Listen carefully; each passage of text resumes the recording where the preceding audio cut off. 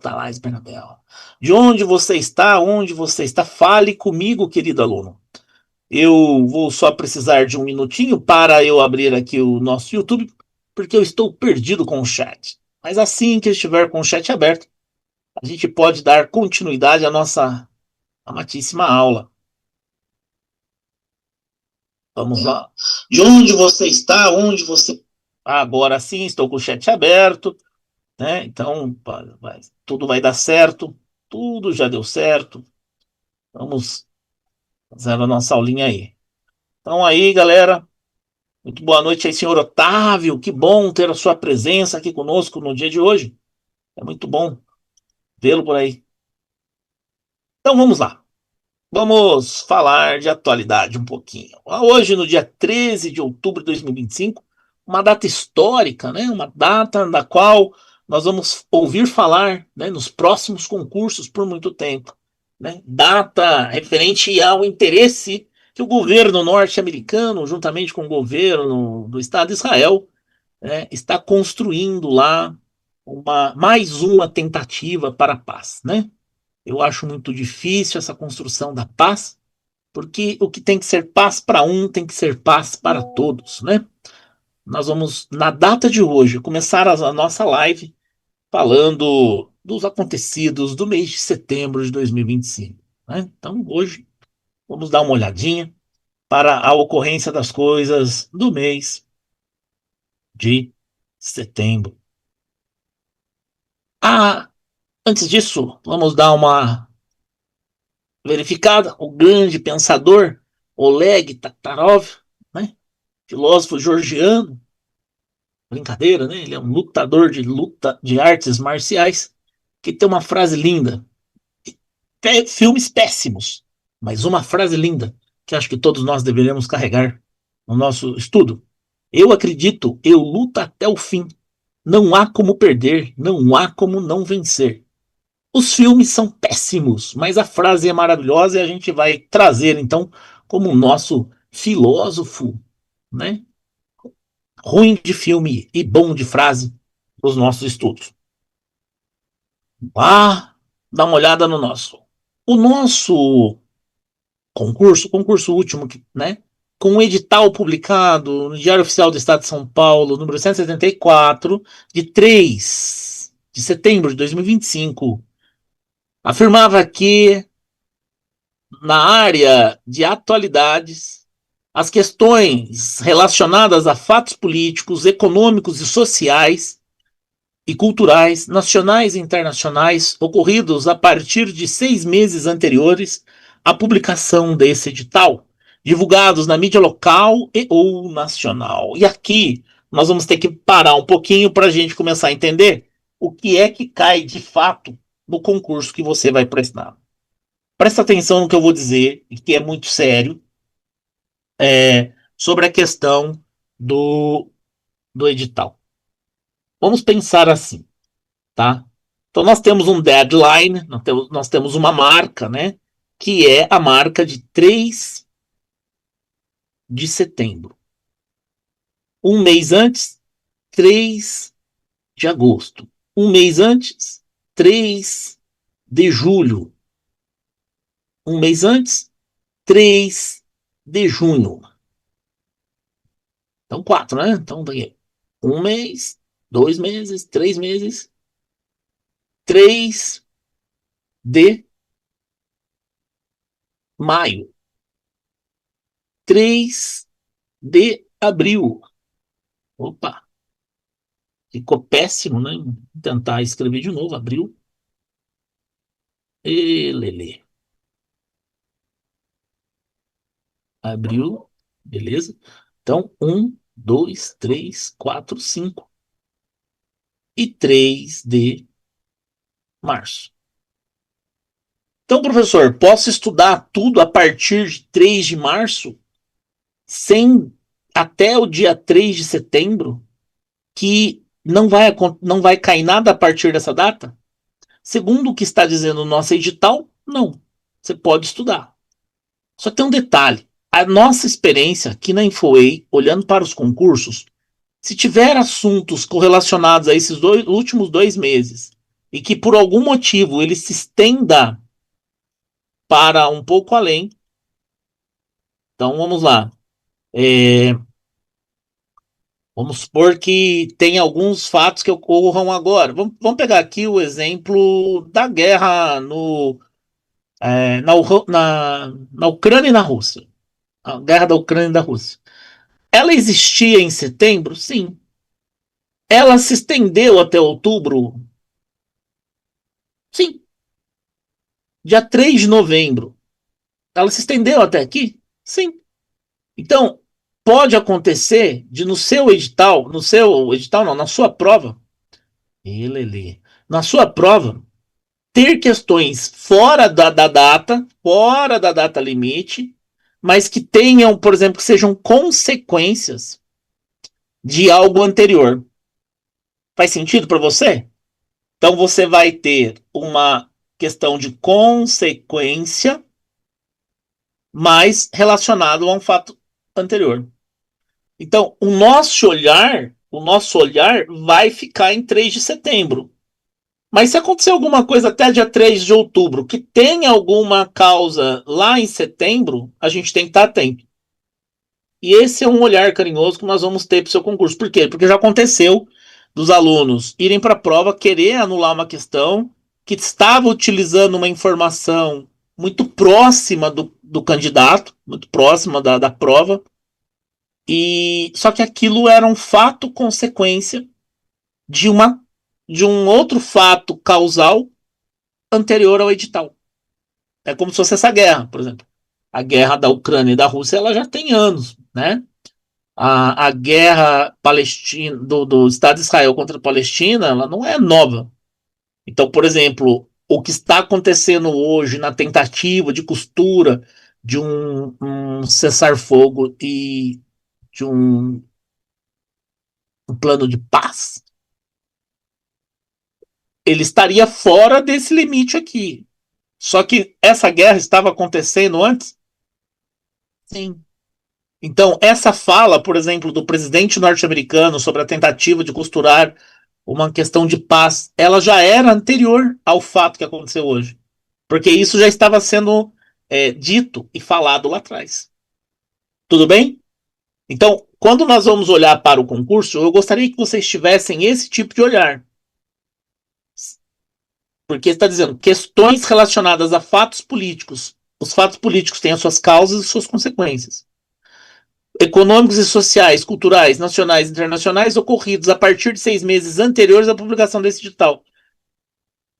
E aí você pega algumas provas, pode comentar aí no chat se você quiser, ou se você não estiver assistindo essa aula depois, pode comentar aí no nosso, deixar aí no nosso, é, nas nossas mensagens. E aí você vai perceber, se você já viveu essa experiência, de que pode ter questões que aconteceram depois dessa data do edital. Tá bom? Isso é comum acontecer. Tudo bem? Beleza. Então, essa era a primeira parte da aula. Explicamos aqui a parte da aula. Vamos para a segunda parte da aula. Quando nós vamos olhar para uma questão de atualidades, para olhar para, a gente tem que ter algumas noções bem organizadas na nossa mente. A principal é ter uma noção de geociência ou de cartografia básica para que você possa identificar algumas informações lá da geografia, para que você possa localizar bem as informações que estão sendo ditas, tá? Então, essas divisões aqui do, nesse essa cartografia chamada projeção de Robinson, né? Bonita a projeção de Robinson, está lá no site do IBGE. Que tem aqui o meridiano de Greenwich, o trópico de Capricórnio, que fica ali perto na passagenzinha do Guarujá para Guarulhos, né? O Trópico de Câncer, né? Passando lá no meio do México, né? Bem pertinho de Cuba, pertinho da Flórida, tá vendo? A linha do Equador, cortando aqui o Equador, o norte do país, né? A África quase em duas partes. Ter essas noções de onde fica o círculo polar ártico, o círculo polar antártico e o ártico, ela é muito importante, né? Saber entender onde estão os paralelos, onde estão os meridianos, né? Os paralelos em vermelhinho, os meridianos em verdinhos, né? O hemisfério norte, o hemisfério sul, ele é determinante. Opa, Tenilton, beleza aí? Legal, muito bom estar com você aí, seu lindão. Seja muito bem-vindos à nossa live, né? Nossa live de geografia. Então, essa divisão aqui ela é importante para a gente conseguir começar a entender as questões internacionais, né? Eu posso, por exemplo, bom, marcar, né? É que esse caneta amarela aqui não vai dar, vou pegar um verde, então. Percebam que essa parte aqui, nessa linha que eu vou fazer aqui, ó,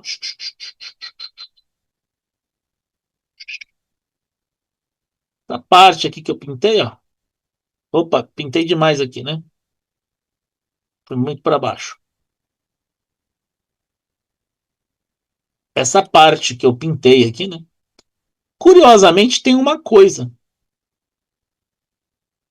O que eles têm aqui nessa parte que eu pintei? Entre o trópico de Câncer e o trópico de Capricórnio, né? Entre o paralelo 30 e o 30, tanto de um hemisfério quanto do outro. O que nós temos nessa região aqui são os países mais pobres do mundo, né? Eu não estou dizendo que todos os países que estão para cima ou para baixo são mais ricos. Mas se você analisar a Europa, os dois países mais ricos do continente americano estão entre o Trópico de Câncer e o Círculo Polar Ártico, certo? A Europa toda, oriental e ocidental, dentro desse Trópico de Câncer e Círculo Polar Ártico.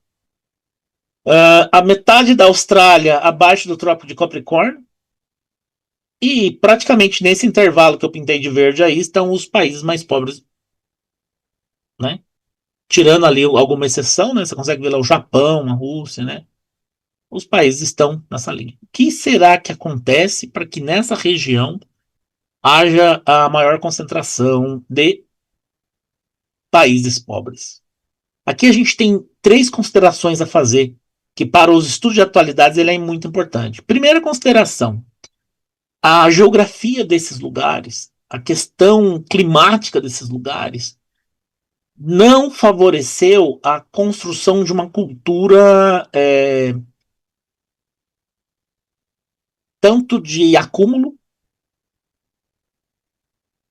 de grãos, né, de alimentos, ao ponto que acima dos trópicos ou abaixo dos trópicos, só que aqui na região do Trópico do Capricórnio, mais embaixo, para o Círculo Polar Antártico, ele vai atingir somente ali é, parte da Austrália e dois países, né?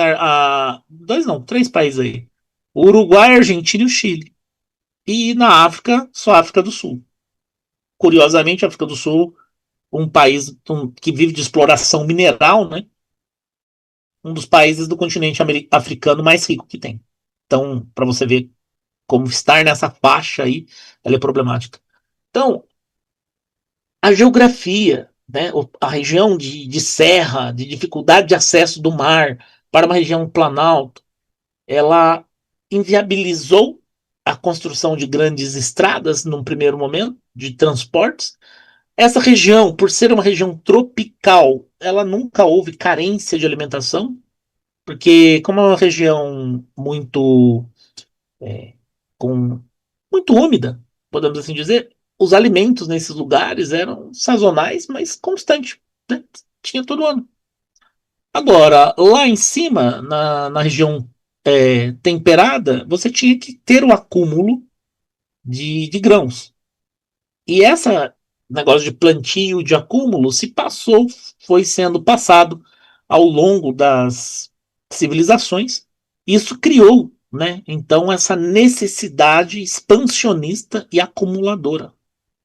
Então, os povos dessa região, da região tropical, também foram historicamente explorados pelos países colonialistas da Europa, que viam nessa região bens materiais que não se tinha nas suas próprias regiões, né? Então nós tínhamos uma questão histórica, expansionista, é, de colonizar e extrair as coisas que não se tinha na região, na própria região. Então, o processo histórico de exploração fez com que essas regiões, na linha verde aqui, que eu não, fossem mais exploradas, fossem menos desenvolvidas. Então, o desenvolvimento industrial nessas regiões chegaram mais tarde. A questão geográfica, a questão histórica, a questão de exploração, né, de ser colônia da maioria dos países europeus lá, também contribuíram para a manutenção da pobreza nessa região. Pobreza pecuniária, como eu falo, né? Ao ponto que nas regiões mais temperadas, é, esse, essa visão expansionista e acumuladora, ela se desenvolveu mais. Porque é como se houvesse um sempre perigo de não ter como se alimentar para a próxima safra. Tendo esta visão da divisão dos países, a gente entende que nós temos países ricos, muito ricos, riquíssimos, e países paupérrimos. E o mundo vai organizar as suas noções de economia, política, sociais e culturais dentro desta visão. Chama a atenção de vocês, nós vamos dar uma olhada hoje naquilo que foi notícia nos meses de setembro e nosso projeto tendo forte adesão, porque eu sei que você vai pegar esse vídeo e vai encaminhar nos grupos de WhatsApp dos familiares, do pessoal da igreja, para todo mundo, né? Para que todos fiquem felizes e um pouquinho mais sabidos. Nós vamos ver as notícias que mudaram o nosso métier, que mudaram o nosso dia a dia aí no último mês. Acho que a notícia mais impactante que nós vamos ter para falar foi uma notícia que eu vi Infomoney, na Infomoney, a notícia referente à nova pressão arterial, né? A nova pressão arterial. Deixa eu apanhando aqui do meu mouse, me perdoe. Vamos lá, daqui. Brasil muda padrão para hipertensão arterial e 12 por 8, a clássica pressão normal, deixa de ser normal. Olha, qual é por que vocês acham, sinceramente, que mudaram essa pressão normal para uma pressão anormal? Fale comigo. Então, vou ler aqui a sublinha da Infomoney. Brasil muda padrão para hipertensão arterial e 12 por 8 deixa de ser normal. A atualização das sociedades médicas brasileiras traz mudanças importantes para a prevenção e controle da hipertensão, com foco em risco cardiovascular, SUS e saúde da mulher, disse Gabriel Garcia em 19 de setembro. Foi atualizado há 3 semanas. O que contém essa notícia para que a gente possa...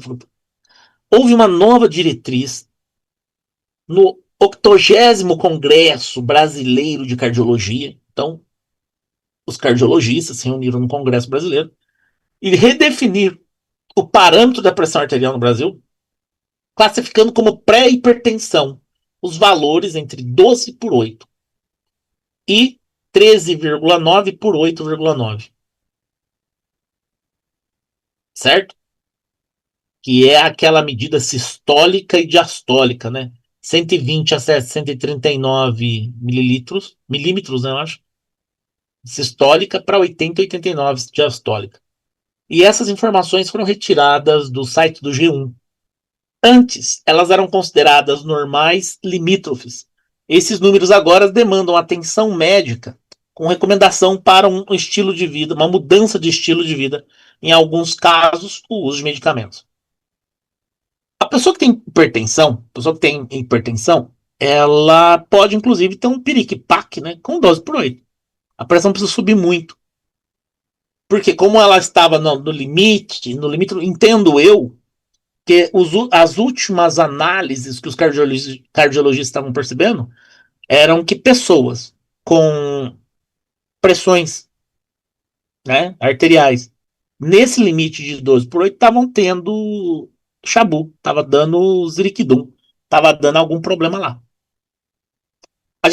Eu tenho duas hipóteses. Uma é que essa medida no limítrofe, com o nosso estilo de vida normal, mais sedentário do que o normal, ela acabava favorecendo que as pessoas tivessem uma complicação, ou duas, a medida lá, né, a forma de aferir estava sendo equivocada.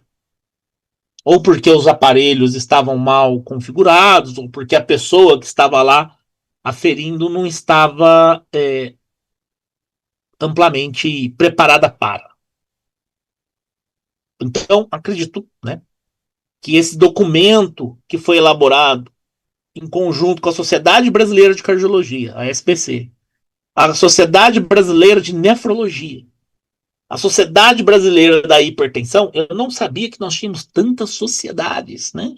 Vamos anotar o nome dessas sociedades todas aqui, ó, né?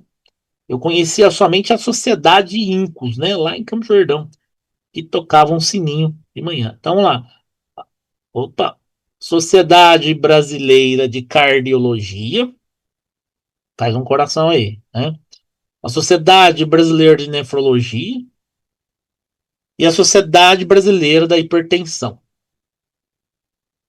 Então, essas três sociedades, juntos, né, chegaram nesse Congresso Brasileiro de Cardiologia a essa informação. Além da reclassificação, a diretriz endurece metas de tratamento para hipertensão. Hipertensão, na nossa alimentação um pouco salgada do dia a dia, né, bem difícil que a gente tenha uma melhor qualidade, né? Até agora a pressão 14/9 era considerado suficiente, mas agora é alvo e recomendado inferior a 13/8 para todos os pacientes, independente de idade, sexo e comorbidade. Então, um novo normal, vamos anotar aí o novo normal. O novo normal, vamos anotar aqui. Opa. Novo normal. O novo normal é 13/8.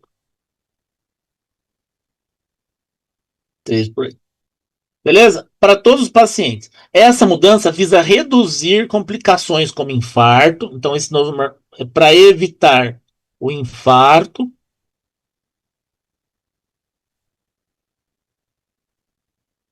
o AVC. Então, para evitar o AVC, acidente vascular cerebral, a insuficiência renal, por isso dos nefrologistas, né? Então, é, alinhando-se a padrões internacionais adotados na Europa. Então, informação importante. Padrão internacional adotado na Europa desde 2024. Beleza? Outro avanço importante que eles fizeram, e aí eu acho que vale a pena a gente comentar, é um novo score, é um novo placar aqui, né? Então eles tiveram um novo score. Esse score tem um nome engraçado, né? É o score Prevent. Não é da companhia internacional, da companhia de, meu Deus, como chama? Plano de saúde, não, tá? Isso aqui é um score prevent, quer dizer, impeça, né? Que calcula o risco vascular global do paciente em 10 anos. Então, esse score aqui, né, que visa marcar como é que está a pressão arterial do paciente nos 10 anos. Considerando, por exemplo, se ele é obeso, se ele é diabético, se ele tem colesterol, se ele tem algum outro dano, né, já teve cirurgia. Essa abordagem do Score Prevent permite um tratamento mais personalizado e intensificado para cada um, né? E esse Score Prevent aqui mudou lá na Europa, porque na Europa, desde 2022, eles estão trabalhando com uma política chamada medicina de precisão. Então, eu vou olhar mais pontualmente aqui para o camarada, para o nosso amiguinho. Deixa eu só rabiscar aqui. Isso. Medicina de precisão. Então, eu acho que vale muito a pena a gente dar uma olhada nisso como um assunto de atualidades, porque né, o Brasil, vocês, como vocês sabem, a gente sabe que 75% dos hipertensos do Brasil são atendidos no SUS, né, na rede pública. Esse documento alterar algo que vai mudar lá no SUS acaba priorizando medicamentos, tratamentos, protocolos e o monitoramento mais pontual de cada um, né? Para as mulheres, há uma orientação específica. Atenção, mulherada. Então, tem uma orientação específica para o uso de anticoncepcionais na gestação, peri ou pós-menopausa, além do acompanhamento que teve a hipertensão gestacional. Então, tem um parâmetro, uma orientação específica que mudou também. Segundo a Sociedade Brasileira de Hipertensão, essa condição atinge 28% dos brasileiros, mas apenas um terço mantém a pressão controlada. Um terço desses 28% dos brasileiros têm hipertensão. Então, olha, esse assunto para mim é de muitíssima importância. Eu acho que vale muito a pena a gente dar uma dedicada de um estudo, né, um tempinho, procurar aí essa informação. Espero que vocês tenham aproveitado essa primeira parte. Vamos para a segunda notícia do dia. Se tiver muito chato, manda o link desta aula para outra pessoa e, né, garanta que a gente tenha uma forte audiência. Metanol em bebidas, o debate que não quer calar, né? Nós tiramos a notícia aqui do G1, né, de São Paulo. Ela está atualizada em 4 de outubro, né? Mas a gente vai começar a perceber por que essa notícia está aqui no meu link de setembro, se eu estou vendo uma notícia do dia 4 de outubro. É porque, vejam lá, o fato ocorre nessa transição entre setembro e outubro, tá? Vamos ler aqui o chapéu da manchete, né? Metanol em bebidas alcoólicas. Veja o que se sabe até agora sobre o caso de intoxicação. Casos de intoxicação por metanol em bebidas alcoólicas adulteradas acenderam um alerta em São Paulo e em outras partes do Brasil. Polícia investiga fábricas clandestinas e bares relatam queda no movimento, né? Então, isso aqui é ó, pra você ver, né? Era lá no dia 3, né? Nós tivemos, né, até essa data, que 195 notificações por intoxicação do metanol aqui no país, segundo o balanço do Ministério da Saúde divulgado na noite do sábado, dia 4 de outubro. As notificações incluem casos confirmados e suspeitos, além das mortes. O total de 162 em São Paulo, 14 confirmados, 148 em investigação na época, incluindo 2 mortes confirmadas. No sábado, o governo brasileiro anunciou a compra de dois antídotos, o fomepizol e o etanol farmacêutico, né, para reforçar o tratamento de intoxicações por metanol no país. O que é esse tal de metanol, né? Primeiro a gente tem que entender o que é esse tal de metanol.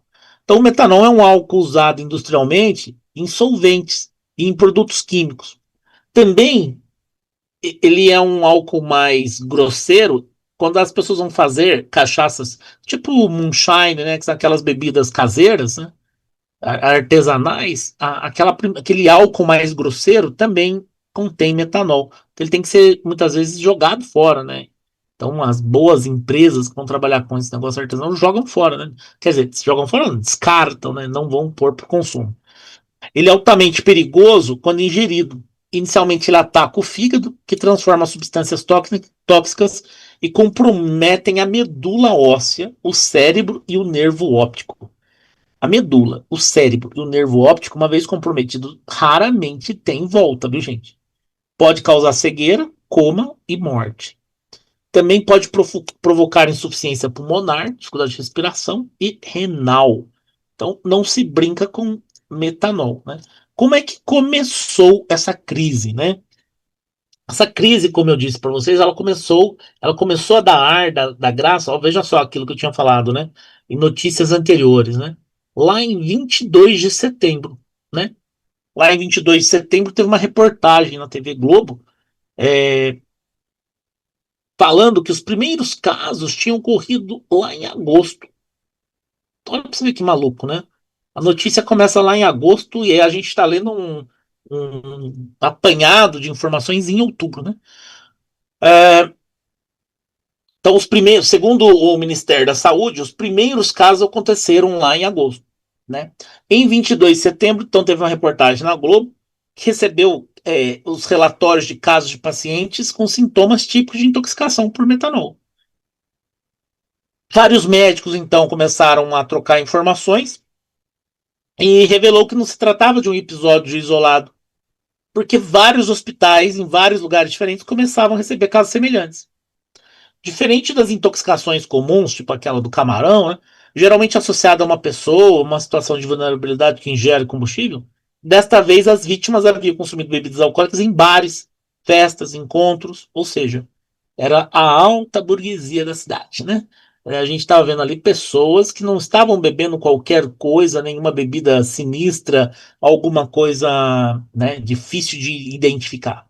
Estávamos bebendo, as pessoas estavam bebendo aí uma bebidinha chique, cara, né? É, e isso acendeu a suspeita que as garrafas estavam adulteradas, estavam circulando como se fossem garrafas de bebidas verdadeiras e importadas.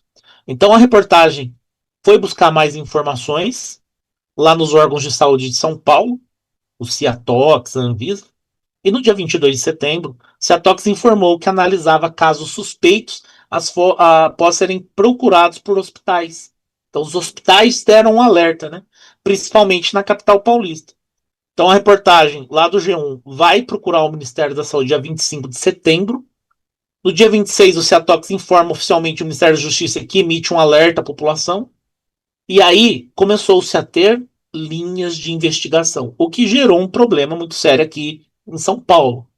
Porque enquanto a polícia indicava uma linha de investigação, os políticos começaram a desfazer essas linhas de investigação. Naquele momento, a principal linha de investigação da Polícia Civil de São Paulo eram fábricas clandestinas que estariam usando metanol para higienizar garrafas falsificadas antes de vazá-lo. O que para mim é muito estranho, porque comprar metanol para limpeza é caro. Eu preferia entender que eu adulterei a bebida por uma má filtragem, né? Porque eu falei para vocês que o álcool mais grosseiro da própria cachaça pode conter metanol, né? E a substância que não está disponível legalmente no Brasil teria sido contrabandeada e aplicada em recipientes reutilizados. Mais de 1.000 garrafas já foram apreendidas. Esse número está absurdamente maior, né, gente? Em operações conjuntas entre a polícia, já se encontrou aí mais de 50 milhares de vasilhames, né? Vazios, né? O Instituto de Criminalística analisa os lotes suspeitos em duas etapas: a autenticidade do produto e o líquido no laboratório, né? Aí, a pergunta que se faz é: o que o governo está fazendo para combater a adulteração? Então, a gente pode estar se perguntando: o que o governo está fazendo para combater essa adulteração? Então, a gente vai ler as linhas de investigação. O governo de São Paulo anunciou medidas mais duras contra bares e comércios flagrados vendendo bebidas adulteradas. Foi muito interessante que nesse momento os bares começaram a mostrar as notas fiscais dos produtos como se tivessem comprado o produto original, né? Sendo que se a bebida está falsificada, o que me impede de falsificar uma nota, né, fiscal? A Secretaria da Fazenda vai suspender de forma cautelar o cadastro estadual dos bares, né, dos estabelecimentos. Segundo o governador Tarcísio de Freitas, do Republicanos, 36% das bebidas destiladas no Brasil são adulteradas. Ele defendeu que o Congresso Nacional transforme a falsificação de bebidas em crime hediondo e prometeu que o Estado vai caçar a inscrição estadual de quem comercializar o produto falsificado. para proteger a saúde pública. Agora a pergunta: do que vai adiantar para a pessoa que já morreu se tornar um crime hediondo a falsificação de bebida? Para quem já morreu, né?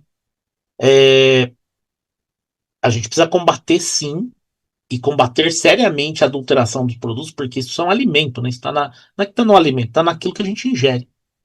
Há uma diferença entre a adulteração, a falsificação de um vestimento, uma roupa, que também é crime, para a falsificação de algo que você vai pôr dentro de você, né? De um remédio, de uma bebida, de uma comida. Então aqui é muito mais para dar uma resposta ao eleitor, né? Nessa semana aqui do dia 4, forças integradas realizaram operações de apreensão de garrafas suspeitas com adulteração, além de interditar distribuidora. A Polícia Civil prendeu na Zona Norte de São Paulo, aqui próximo, um homem apontado como principal fornecedor do material utilizado nos destilados. Este imóvel continha 20 mil garrafas, além de tampas, rótulos, caixas e até selos falsificados. Segundo o DEIC, o esquema abastecia as destilarias clandestinas e bares de várias regiões do estado. E aí eu fico pensando, para terminar nossa aula, como que a gente faz para descartar uma garrafa de uma bebida destilada para evitar a falsificação? Então, as orientações que a polícia dá são nunca descartar a tampa junto com a garrafa, coloque em lixos diferentes, rasgar ou retirar o rótulo e jogar fora, encaminhar a embalagem para pontos de coletas, como ecopontos, e evitar descartar no lixo comum, que facilita o reaproveitamento. Galera, eu vou encerrar o nosso debate por aqui. Nós conseguimos dar conta de poucos assuntos, mas eu faço um convite para que vocês continuem conosco aqui na InfoWay, assistindo paulatinamente as aulas de atualidades que vão ajudar muito em você. E se você tiver curiosidade, tiver um real interesse na sua aprovação, venha experimentar o curso que mais aprova nas áreas militares. Venha experimentar uma semaninha de aula conosco. Eu tenho certeza que você vai adorar. Pimpão, encerra aí e nos vemos nas próximas aulas. Vai ser um prazer inenarrável estar com vocês, sempre que der, gravando as lives de atualidades. A história e o dever estão sempre nos levando para algum lugar. Suas vidas, suas expectativas, sua ancestralidade, suas experiências, seu senso de justiça te trouxe, de uma forma ou de outra, para este pátio. Muitas lutas foram travadas por vocês e seus familiares queridos, para que este dia chegasse